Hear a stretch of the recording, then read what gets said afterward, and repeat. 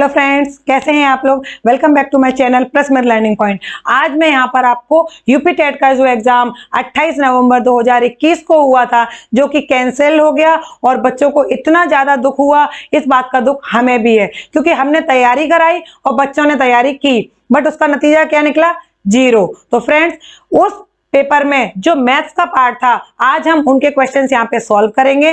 देखते हैं कि किस टाइप्स के क्वेश्चन हमारे एग्जाम में आए थे, उनका पूरा सॉल्यूशन मैं आज आपको कराऊंगी। आज की इस वीडियो में मैं आपको 15 क्वेश्चन सॉल्व कराऊंगी और अपकमिंग जो मेरी वीडियो होगी वो इसी के नेक्स्ट पार्ट यानी कि 15 क्वेश्चंस होंगे। तो स्टार्ट करते हैं हम अपनी आज की वीडियो।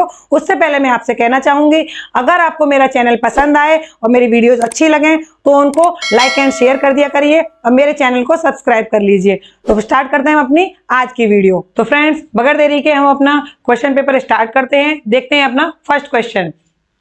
वह न्यूनतम अंक x है जिसके लिए संख्या, जो आपके सामने यहाँ संख्या दी हुई है, 11 से विभाज्य है। तो फ्रेंड्स, ये क्वेश्चन कहाँ से आया है, मैंने आपको बताया था कि विभाज्यता का नियम बहुत ही इंपॉर्टेंट टॉपिक है और देख लीजिए वहीं से ये क्वेश्चन आपका आ चुका है। आपको विभाज्यता के नियम पता है, डिवीजन ऑफ रूल। 11 से विभाज्यता का नियम क्या होता है, यानी कि sum of odd numbers minus sum of even number. इसमें जो ये संख्या दी हुई है, क्या संख्या है आपकी, 3 2 4 x 3 4 2, ये आपकी संख्या है। 11 से विभाज्यता का नियम क्या बताया था, sum of odd numbers minus sum of even number.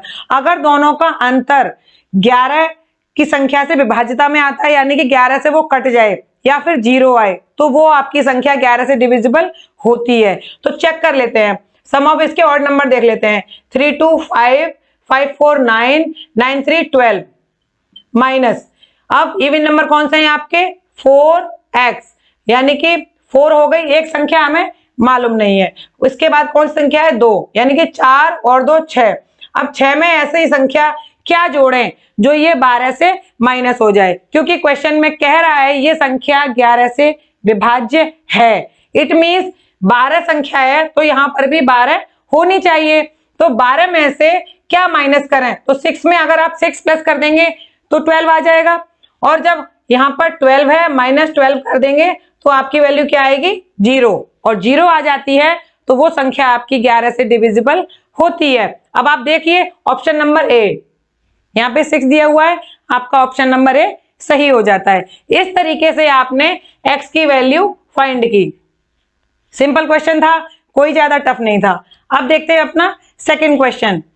यदि 15 मजदूर एक सड़क को 48 घंटे में बनाते हैं, कितने मजदूर, 15 मजदूर एक सड़क को 48 घंटे में बनाते हैं, तो उसी काम को 30 घंटे में करने के लिए आवश्यक मजदूरों की संख्या क्या होगी।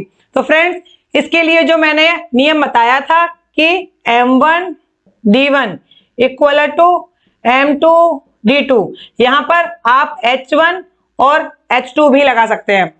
अगर काम सेम है, यानी कि जो काम किया जा रहा है अगर वह समान है, तो हमारे सामने ये फॉर्मूला होता है, ठीक है। अब M1 मीन्स मजदूर यानी कि मैन, D1 मीन्स दिन होते हैं, H फॉर आवर होते हैं। मजदूरों की संख्या कितनी है आपकी, 15।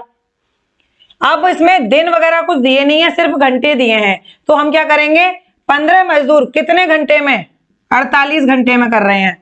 अब क्या पूछ रहा है वो, तो उसी काम को 30 घंटे में करने के लिए मजदूरों की संख्या।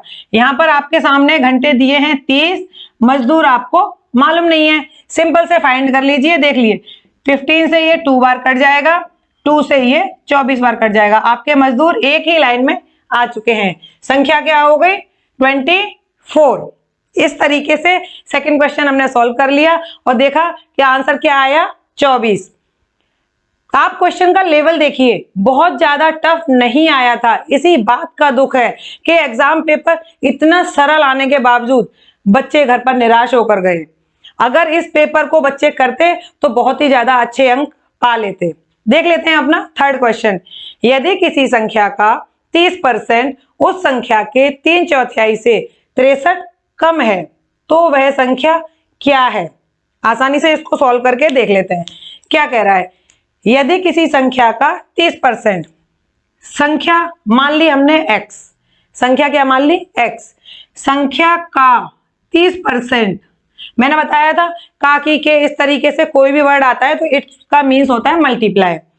सिंपल सी हमारी बन गई x इंटू 30%।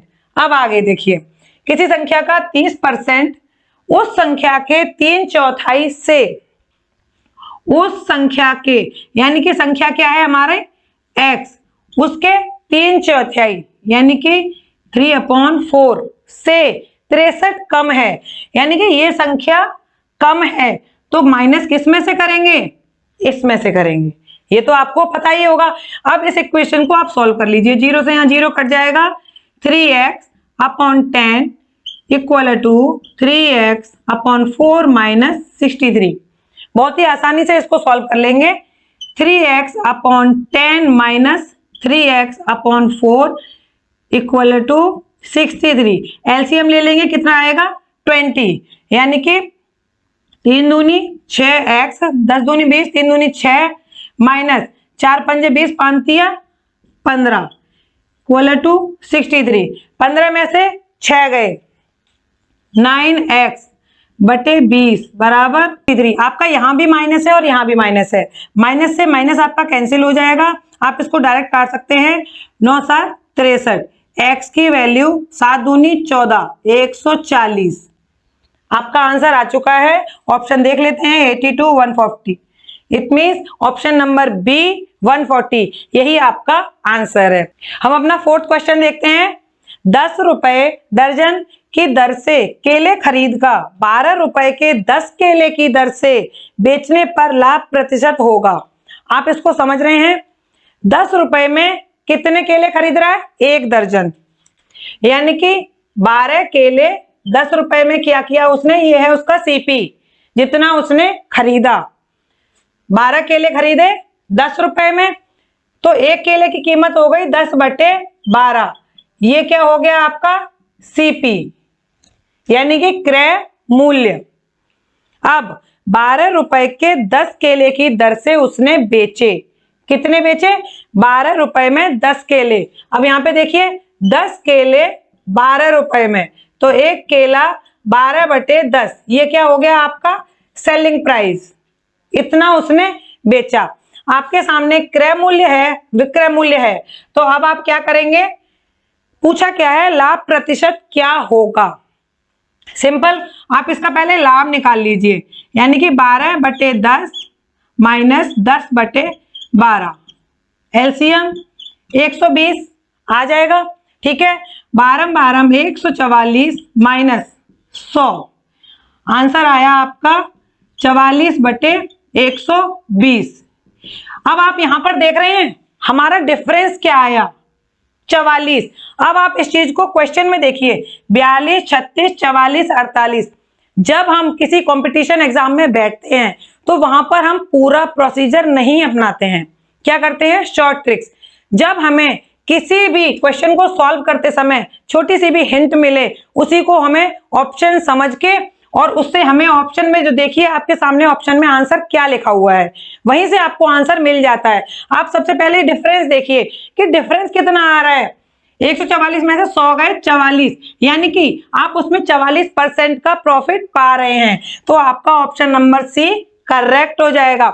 अगर आप चाहें तो इसको लॉन्ग मेथड से सॉल्व कर सकते थे, लेकिन हमें टाइम को बचाने के लिए शॉर्ट मेथड और अपने टाइम को सेव करने के लिए जल्दी से ऑप्शन देखकर उसको टिक करना चाहिए, ना कि उसमें देरी करनी चाहिए। इससे क्या होता है, टाइम भी बढ़ता है और माइंड में कंफ्यूजन भी बढ़ता है। तो इस तरीके से 4 क्वेश्चन हमने सॉल्व कर लिए हैं। देखते हैं हम अपने अगले क्वेश्चन। तो फ्रेंड्स देखते हैं अपना 5th क्वेश्चन। ये क्या था, एक वृत्त और उसके अंदर बनने वाले अधिकतम बड़े वर्ग का क्षेत्रफल का अनुपात पूछ रहा है।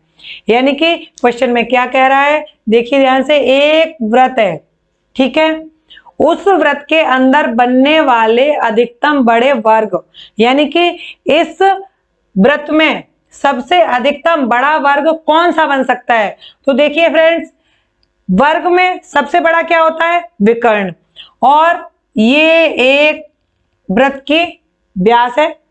अब इसको मिलाते हुए आपको एक वर्ग बनाना है,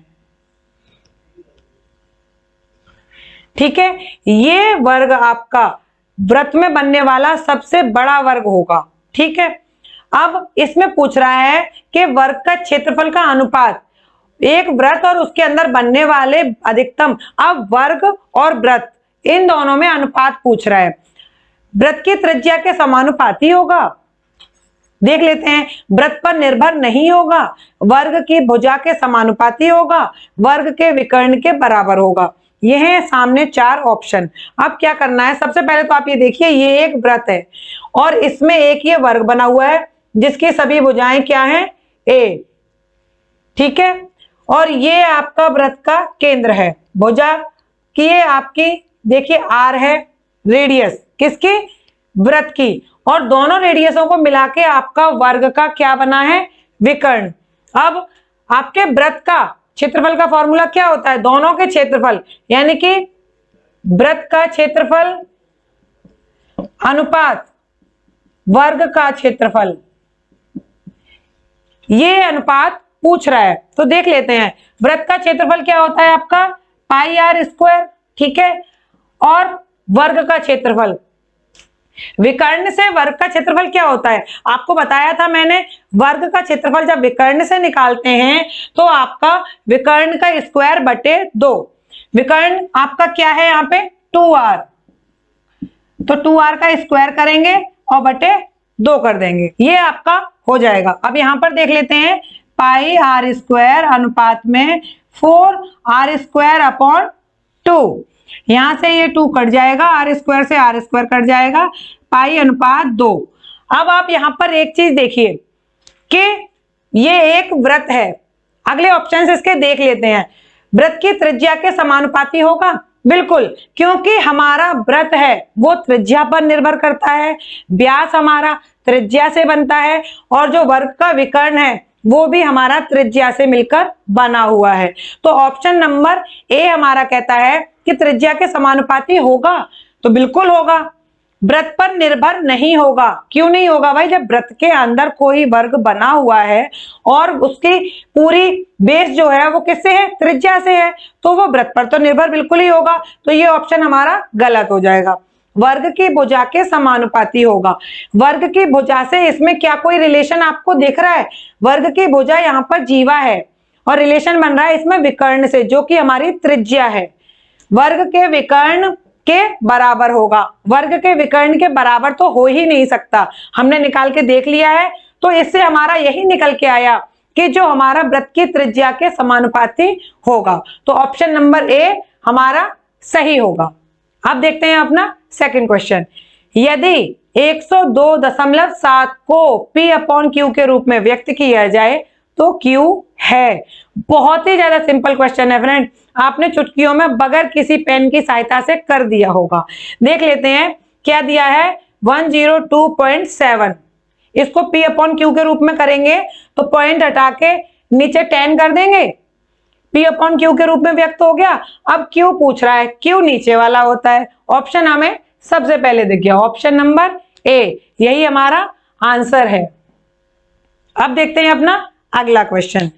निम्नलिखित में से कौन सही नहीं है, आपने क्वेश्चन किए हैं और हमेशा आप लोग एक ही गलती करते हैं, जिस क्वेश्चन में नहीं लिखा होता है वो क्वेश्चन गलत करके आ जाते हैं, क्योंकि आप पढ़ते ही नहीं है, डायरेक्ट आपने आंसर देखा, अगर आपके सामने पहला ऑप्शन ही अगर सही आ गया, हाँ भाई ये सही है, नहीं, आपको पहले ये देखना है कि ऑप्शन में दिया क्या है, क्वेश्चन में पूछ क्या रहा है।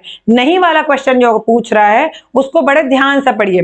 तो देखिए, 2 पूर्णांकों का योग एक पूर्णांक होता है, इसके ऊपर मैंने एक वीडियो बनाई थी, मैंने बहुत अच्छी तरीके से ये चीजें समझाई थी कि परमेय संख्या अपरमेय संख्याओं का योग करते हैं तो क्या होता है, पूर्णांक मिलते हैं तो क्या होता है, अपरमेय संख्या अपरमेय संख्या से मिलती है तो क्या होता है, दोनों सेम नंबर्स होते हैं उनको ऐड या मल्टीप्लाई करें तो क्या होता है।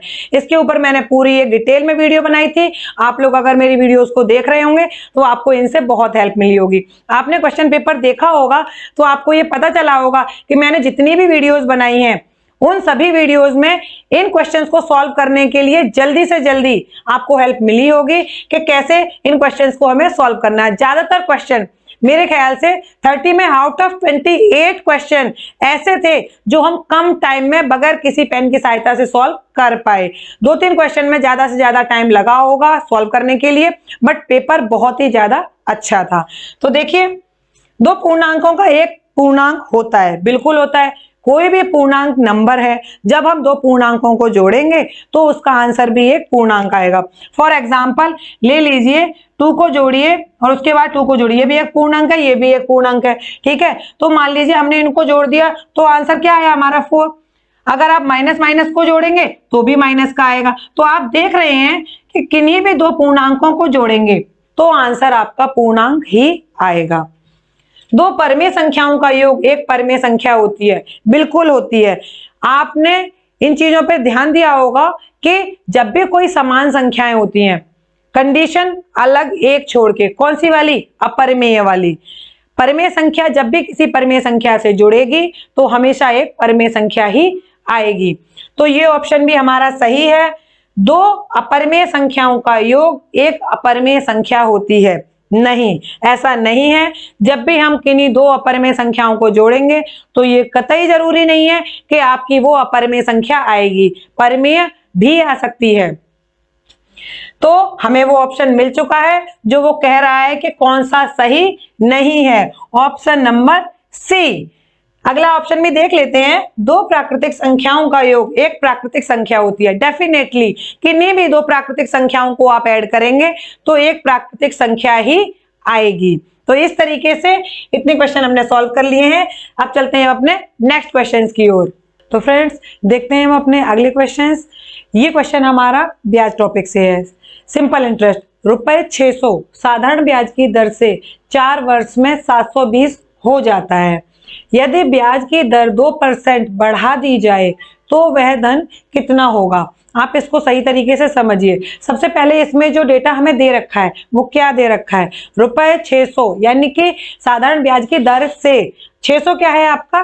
पी आपको मालूम है 600, ठीक है। साधारण ब्याज की दर से 4 वर्ष, टी आपको पता चल गया कितना है? 4 वर्ष। टोटल ये धन कितना हो गया? यानी कि ए जो 720 दे रखा है ये आपका ए हो गया, यानी कि ब्याज प्लस मूलधन दोनों आपका बन गया 720, ठीक है। यदि ब्याज की दर 2% बढ़ा दी जाए तो यह धन कितना होगा? आप यहाँ पे एक चीज देखिए कि जब P 600 है, A 720 है, तो सिंपल इंटरेस्ट निकल आएगा। फॉर्मूला होता है A माइनस P। 720 में से 600 जाएंगे, आंसर आ गया 120, यानी कि साधारण ब्याज आपकी हो गई 120। कंडीशन वो कह रहा है 2% बढ़ाना, तो पहले हम अपनी हार तो निकाल लें। इसके लिए फॉर्मूला हमें मालूम है, SI बराबर PRT अपॉन 100। यही फॉर्मूला हम नॉर्मली यूज करते हैं। SI यानी कि ब्याज हमारा 120 है, P की वैल्यू कितनी है? 600, R हमें पता नहीं, T की वैल्यू है 4/100। यहां से ये जीरो से एक जीरो कट गया, इस जीरो से ये जीरो कट गया, 2 दूनी 4, 2 5 10, ठीक है, 6 दूनी 12। अब आपके सामने R की वैल्यू आ चुकी है 2 5, यानी कि R की वैल्यू आपकी आ गई है 5। तो R की वैल्यू हमारी कितनी आ गई? 5। यहां से हमें रेट मिल गया जो हमारा पहले था। अब वो क्या कह रहा है कि 2% बढ़ा दी जाए। इट मींस R हमारी क्या हो जाए? 7। पहले हमारी 5 थी, अब हमारी R 7 है, T आपका 4 है, P आपका 600 है। इसकी वैल्यूज रखकर वो पूछ रहा है कि धन कितना होगा। हम अपनी वैल्यूज रख दें। ऐसा ही बराबर क्या होता है? 600 गुणा R हमारी 7 है, T हमारा 4 है बटे 100। डायरेक्ट हम निकाल लेंगे जीरो से। देखिए जीरो कट रहा है, 7 चौक 28 गुणा 6, 8 6 48 की 8, 6 दूनी 12 और 4 68। आपका SI कितना आया? 168, यानी कि साधारण ब्याज। अब वो हमें धन पूछ रहा है। ऑप्शन हमारे सामने क्या है? 768, 792, 724 और 748। मूलधन कितना था हमारा? 600। जब इसमें हम 600 जोड़ देंगे तो हमारी वैल्यू क्या आई? 768, यानी कि 768। ये ऑप्शन हमारा सही हो जाएगा। इस क्वेश्चन को आप अच्छी तरह समझ गए होंगे। कोई ज्यादा घुमा के नहीं पूछा हुआ क्वेश्चन था, बहुत सिंपल था। देख लेते हैं हम अपना अगला सवाल। कोई संख्या अपने 20% से 60 अधिक है तो वह संख्या क्या होगी? सिंपल, कोई संख्या मान ली हमने x, ठीक है, कोई संख्या मान ली हमने x, वह अपने 20% यानी कि संख्या का 20% से 60 अधिक है, यानी कि 60 अधिक है, तो वो संख्या हमारी ये हो गई। संख्या क्या है? अपने 20% से 60 अधिक है। बस इसी को हमें सॉल्व करना है। 5 यानी कि x अपॉन 5 प्लस 60 बराबर x। सॉल्व कर लीजिए इसको। 5x प्लस 6 पंजे 30 यानी कि 300 बराबर x। x प्लस 300 अपॉन 5 बराबर x। ये 5 आपका उठ के यहां चला जाएगा, यानी कि 5x बराबर x प्लस 300। 5x में से x गया यानी कि 4x बराबर 300। 4 से काट दीजिए, 7 चौक 28, 2 7 पंजे 20। x की वैल्यू आ गई आपकी 75। तो x की वैल्यू आपकी कितनी आ गई? 75। ऑप्शन आपका 45, 65, 55 एंड 75। ऑप्शन नंबर डी आपका सही जाता है। अब देखते हैं हम अपना अगला सवाल। तो फ्रेंड्स, कैसा लग रहा है आपको? अब तक के जो आपने क्वेश्चंस किए वो कैसे लगे? कितनी जल्दी जल्दी उनके आंसर निकल रहे हैं? लेवल क्या था पेपर का आपको पता चल ही गया होगा। तो करते हैं अपना अगला सवाल। संख्या 3070 के सर्वाधिक निकट 17 से पूरी तरह से विभाजित होने वाली प्राकृतिक संख्या है। आप इस सवाल को समझ चुके होंगे। एक संख्या है आपकी, कौन सी? 3070। इस संख्या के सर्वाधिक निकट 17 से पूरी तरह से विभाजित, ये कह रहा है 17 से पूरी तरह से विभाजित होने वाली 3070 के निकट कौन सी संख्या होगी, वो हमें निकालनी है। सबसे पहले हम 3017 को 17 से विभाजित करके देखते हैं। ठीक है, तो क्या आता है हमारा? 17 से हम विभाजित कर देते हैं। 17 एकम 17, 10 में से 3 गए, 10 में से 7 गए, 3 बचे, 2 में से 1 गया, 1 बचा, 37। अब 17 का बाड़ा 137 आना चाहिए, तो लगभग 8 के समथिंग करके देख लेते हैं। 8 7 56 कि 5, 8 एकम 5 और 1 13, यानी कि 17 अट्ठे 136। ठीक है, 7 में से 6 गए, 1 0 उतार लिया। इसमें नहीं कटेगा तो हमारा आंसर आ चुका है, यानी कि 180 टाइम्स में जब हमने 3070 को विभाजित किया तो रिमाइंडर बचा 10। इस तरीके के सवालों में क्या करते हैं, मैंने इस तरीके के सवाल सॉल्व कराए हैं और बहुत अच्छी तरीके से आपको समझाया था कि जब भाजक भागफल वाले जो सवाल होते हैं उनमें अगर कोई संख्या पूरी तरीके से कट रही हो या फिर आसपास वाली संख्या पूछे तब आपको क्या करना है, ये मैंने बहुत अच्छी तरीके से समझाया था। इसके लिए अगर आपको वो वीडियो देखनी है तो उसके लिए आपको मेरे चैनल को सब्सक्राइब करना होगा। ऑल वीडियोज में जाके आप प्लेलिस्ट में मैथ्स बाय प्रदीपिका में आप उनको देख सकते हैं। तो फ्रेंड्स, 17 से कटने पर हमारा रिमाइंडर बचा 10। इसका मतलब ये संख्या आपकी 17 से पूरी नहीं कटी। अब इसके आसपास की संख्या 17 3070 में से अगर ये 10 माइनस करते हैं, अगर ये रिमाइंडर नहीं होता तो ये पूरी तरीके से विभाजित हो जाती। तो क्या करेंगे हम, इसमें से 10 माइनस करेंगे। अब आप देखिए संख्या आई हमारी 3060। क्या इसको देखते ही हम आंसर को टिक लगा दें? क्योंकि हमारे ऑप्शन में 3060 भी है, लेकिन हमें जल्दबाजी नहीं करनी है। क्वेश्चन को अगेन देखिए कि सर्वाधिक निकट, क्या 3060 से भी निकट कोई ऐसी संख्या है जो 17 से पूरी तरीके से कट जाए? देख लेते हैं। 3060 जो हमारी संख्या आई है, ठीक है, अगर हम इसमें 17 ही और ऐड करें तो हमारे पास वैल्यू क्या आएगी? 3077। 3007 में हम 17 ऐड करें तो वैल्यू कितनी आएगी हमारी? 3077। अब आप मुझे बताइए कि 60 ज्यादा निकट है या 77 यानी कि 77 ज्यादा निकट है? किसके? 70 के। वैल्यू तो हमारी 70 है ना, तो हम 10 पीछे जाएं या 7 आगे आएं? तो बिल्कुल आप समझदार हैं, ऑप्शन हमारा 3077 ही होगा, क्योंकि 3060 से ज्यादा निकट हमारी 3077 है, जो कि 17 से पूरी तरीके से विभाजित होगी। तो इस तरीके से ऑप्शन नंबर हमारा सी सही होता है। अब हम अपना अगला सवाल करते हैं।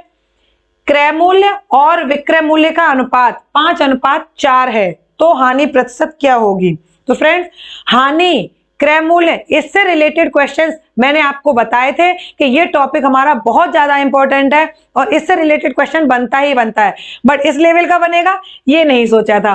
तो जल्दी से कर लेते हैं। यानी कि Cp अपॉन Sp क्रय मूल्य और विक्रय मूल्य का अनुपात क्या दिया है 5:4, यानी कि क्रय मूल्य 5 है तो विक्रय मूल्य 4 है। इट मीन्स क्या समझ में आ रहा है आपको, सेलिंग प्राइस कम है, आपकी क्या हो रही है हानि, एक की हानि हो रही है, बिल्कुल साफ दिख रहा है, क्योंकि जब आप सेलिंग प्राइस में से Cp माइनस करेंगे तो माइनस का 1 आएगा और माइनस के 1 का मीन्स होता है हानि। अब क्वेश्चन पूछ रहा है हानि तो हो रही है बट कितना परसेंट, परसेंटेज निकालने के लिए क्या करते हैं, हानि परसेंट बराबर हानि अपॉन Cp यानी कि क्रय मूल्य गुणा 100। आपकी हानि 1 है, Cp आपका 5 है गुणा 100 यानी कि 20 बार कट गया, आपका हानि प्रतिशत आया 20%। देखिए ऑप्शन 20, 25, 40, 50, ऑप्शन नंबर ए आपका सही हो गया, हानि प्रतिशत आपको 20% मिल गया। इस तरीके के क्वेश्चन हम बहुत जल्दी सॉल्व कर सकते हैं। तो फ्रेंड्स चलते हैं हम अपने अगले सवालों की तरफ। तो फ्रेंड्स आज की इस वीडियो में मैं आपको 15 क्वेश्चंस कंप्लीट कराऊंगी और हम अपने लास्ट पड़ाव पर हैं, तो देख लेते हैं हमारे सवाल कौन कौन से हैं। सबसे पहले 12 नंबर 0.00032 की पावर 0.6 का मान है, आपके सामने एक संख्या दी हुई है, इसका मान निकालना है। ऑप्शन दिए हुए हैं, क्या आपको देख के ये संख्या कुछ अजीब लग रही है, मुझे तो नहीं लग रही। देखिए जरा, सबसे पहले हम इसको क्या करेंगे, 0.030 है 32 की पावर 0.6, ठीक है। सबसे पहले हम इसे सरलतम रूप में लिख लें तो उससे क्या होगा, आप ये देखिए कि 32 किस संख्या की पावर है, आपको ये समझ में आ रहा है किस संख्या की पावर है। तो 2 की पावर अगर आप 5 लगाएंगे तो आंसर आपका 32 ही आएगा, ठीक है। अब कितने जीरो है, 1 2 3 4। अब कितनी संख्याओं के बाद आपकी ये संख्या आई है, तो यहां पर देखिए 0.25 0.6, इसके ऊपर ये पावर है, 0.6 का क्या कर देंगे, पॉइंट हटा के हम 10 लगा देंगे, ठीक है। ये हमारा कट जाएगा, 2 3 6 और 2 5 10, 0.2 की पावर 5 इंटू 3/5। ये नियम आपको मालूम होगा, जब पावर के ऊपर पावर चढ़ी होती है तो वो आपस में मल्टीप्लाई होती हैं। 5 से 5 कैंसिल हो गया, 0.2 की पावर 3 बचा। 0.2 की पावर 3 का मतलब है 0.2 इंटू 0.2 इंटू 0.2, 2 दूनी 4 दूनी 8 और पॉइंट 3 पॉइंट है, तो इसका मतलब 1 2 3 संख्याओं के बाद हमें पॉइंट लगा देना है। आपको ये चीज समझ में आ गई। ये पॉइंट जो लगा था ये इसीलिए लगा था, किस तरीके से हमने जब 3 पॉइंटों को मल्टीप्लाई किया तो 3 संख्याओं के बाद 0 लगाया, इसी तरीके से 1 2 3 4 5 यानी कि 2 को हमने 5 बार गुणा किया तो हमारी ये वैल्यू आई थी, इसीलिए यहाँ पर 0.2 लगाया था। आंसर आपने देख लिया 0.008, ऑप्शन नंबर बी हमारा सही है। अब देखते हैं अपना अगला सवाल। यदि संख्याओं 5x 9, यहां पर क्या है, ये मल्टीप्लाई नहीं है, x है। दूसरी संख्या है हमारी 327 और 2y 8, बीच में ये संख्या है हमारी y, यानी कि मिसिंग नंबर है, यहाँ पर x मिस है, यहाँ पर y मिस है, इनका योग दे रखा है 1114। तो x का महत्तम मान कितना होगा, महत्तम का मीन समझ रहे हैं, ज्यादा से ज्यादा, यानी कि हो तो कितना भी सकता है बट ज्यादा से ज्यादा होने की संभावनाएं क्या है वो देखते हैं। सबसे पहले तो हम क्या करते हैं, इन संख्याओं को लिख लेते हैं।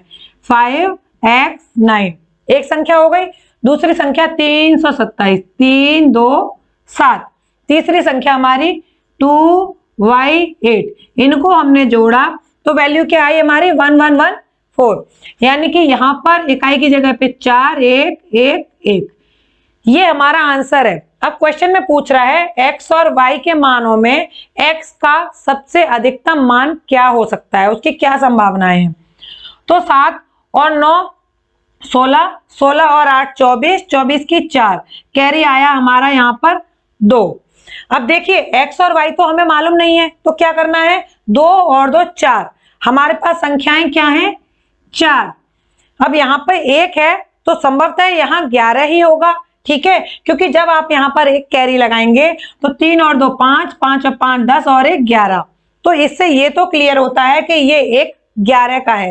तो 4 में क्या जोड़ें तो हमारा 11 आएगा। तो सीधी सी बात है, x की वैल्यू आई हमारी 7।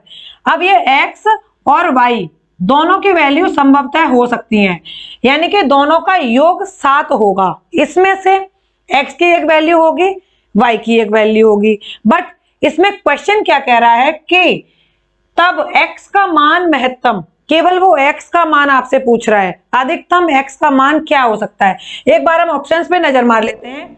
9, तो ऑप्शन हमारा है 7। क्या 9 में कोई संख्या जोड़ने पर हमें चाहिए तो 7 ना योग, तो 9 तो पॉसिबल ही नहीं है, तो 9 भी कट गया। योग हमें 8 चाहिए, 7 चाहिए, तो 8 भी हमारा ऑप्शन कट चुका है। अब यहां पर एक ऑप्शन 6 भी है। 6 में अगर 1 जोड़ दें, लेकिन अगर हम y की जगह पे 0 रखें और x का मान 7 रखें तो भी तो वैल्यू हमारी 11 ही आएगी। तो यस फ्रेंड्स, हमारा ऑप्शन नंबर सी ही सही होगा। x का अधिकतम मान 7 ही लिया जाएगा, क्योंकि मान लिया जाए y की वैल्यू 0 है, यहाँ पर 0 भी हो सकता है, तब अधिकतम मान x का 7 ही माना जाएगा, क्योंकि 7 ही जुड़ के 4 से 11 बनेंगे। इस तरीके से ये क्वेश्चन हमने सॉल्व कर लिया है। करते हैं हम अपना अगला सवाल। परमेय संख्या हमारे सामने है 0/-5 संख्या की बड़ी परमेय संख्या, यानी कि इस संख्या से बड़ी परमेय संख्या पूछ रहा है। तो आप ये देख रहे होंगे जो परमेय संख्या है उसका नियम क्या होता है कि आपका हर 0 होना चाहिए। अंश 0 हो ये कोई मैटर नहीं करता है। आपका हर किस में है? -5। ये संख्या आपकी माइनस में है, 0/5 ये आपकी किस में है? माइनस में। बट 0 से जब आप आगे जाएंगे, बड़ी परमेय संख्या पूछ रहा है, तो वो संख्या किस में आएगी? आपकी पॉजिटिव। अब आप यहाँ पर देखिए ऑप्शन क्या है आपके, माइनस का 1/4, ये भी नेगेटिव है, ये भी नेगेटिव है और ये भी नेगेटिव है। अब ये 3/8 है, इसमें माइनस ऊपर भी है, माइनस नीचे भी है, ये दोनों माइनस से माइनस कैंसिल हो जाएंगे और आपके यही आपके वैल्यू 3/8 इसके अगली बड़ी परमेय संख्या होगी। तो ऑप्शन नंबर बी आपका सही हो जाता है। अगला क्वेश्चन देखते हैं। दो संख्याओं का लासा और मासा का गुणनफल 336 है और उनके बीच का अंतर 10 है, तो वह संख्याएं क्या हैं? अब इस क्वेश्चन को आप सॉल्व करके भी कर सकते हैं और विदाउट सॉल्व करे भी कर सकते हैं। सबसे शॉर्ट तरीका कि आपके सामने यहाँ पर ऑप्शंस दिए हुए हैं। देखिए गुणनफल 336 होना चाहिए संख्याओं का ना, तो बताइए क्या 20 और 10 का गुणनफल 336 होगा? नहीं होगा, तो ये ऑप्शन आपका कैंसिल हो जाता है। इनका मल्टीप्लाई करके देख लीजिए और इनका, इन संख्याओं का अगर आप मल्टीप्लाई करके देखेंगे, जिस संख्या का मल्टीप्लाई 336 बैठे वही संख्या आपकी दोनों संख्याएं, यानी कि जिन संख्याओं का गुणनफल है वो दोनों संख्याएं जिनका मल्टीप्लाई 336 आ जाए वही आपका आंसर होगा। दूसरी बात कि दोनों संख्याओं का अंतर 10 है, तो यहाँ पर जो ऑप्शन दिए हुए हैं इनका सभी का डिफरेंस 10 ही दे रखा है, तो इससे आपको कंफ्यूज होने की जरूरत बिल्कुल नहीं है। सिर्फ एक ही तरीका बचता है, आप उनका मल्टीप्लाई कर लीजिए। जब आप इन दोनों संख्याओं का मल्टीप्लाई करेंगे तो 336, तो 14 और 24 ये दोनों संख्याएं ऐसी हैं जिनका मल्टीप्लाई करने पर संख्या हमें 336 प्राप्त हुई है। ऑप्शन नंबर बी हमारा सही जाता है। अगर आप इस क्वेश्चन को सॉल्व करके करते हैं तो इसके लिए क्या करेंगे, मान लीजिए संख्याएं दो हैं, x × y = 336 और दोनों का अंतर क्या होगा, x - y = 10। ठीक है, जब इन इक्वेशन को आप सॉल्व करेंगे एक क्वाड्रेटिक इक्वेशन बनेगी। उस इक्वेशन से जब वैल्यू निकल के आती है तो वो हमारी 14 आएगी निकल के। उससे क्या होगा, जब आप उसको माइनस करेंगे तो आंसर आपका 24 भी आएगा। दोनों मेथड मैंने आपको बता दिए हैं, इनको सॉल्व करके आप आंसर निकाल सकते हैं। किसी भी एग्जाम में बैठकर जब आप क्वेश्चन सॉल्व करते हैं ऑप्शंस को ध्यान में रख के सॉल्व कीजिए। अगर आप डायरेक्ट मेथड लगाएंगे तो हो सकता है आपसे कोई मिस्टेक हो जाए, लेकिन आप ऑप्शन को ध्यान में रख के करेंगे कभी आपसे गलती नहीं होगी। तो फ्रेंड्स, आज की इस वीडियो में 15 क्वेश्चन मैंने आपको सॉल्व कराए हैं। अगले 15 क्वेश्चन मैं अपनी अगली वीडियो में लेकर आऊंगी, तो आप इंतजार कीजिए और जल्दी ही मैं आपके सामने उन 15 क्वेश्चंस का सॉल्यूशन लेके आऊंगी। तो कैसी लगी आपको मेरी वीडियो? अगर आपको मेरी वीडियो अच्छी लगी हो तो कमेंट बॉक्स में जरूर बताइएगा कि ये वीडियो कैसी लगी, और अगर आपने मेरा चैनल सब्सक्राइब नहीं किया है तो प्लीज उसे सब्सक्राइब कर लीजिए और ज्यादा से ज्यादा लाइक एंड शेयर करिए। लास्ट में मैं आपसे इतना ही कहना चाहूंगी, अपने पेपर की तैयारी करते रहिए, एग्जाम की डेट जल्द ही आपको मिलने वाली है। Best of luck. Thank you friends.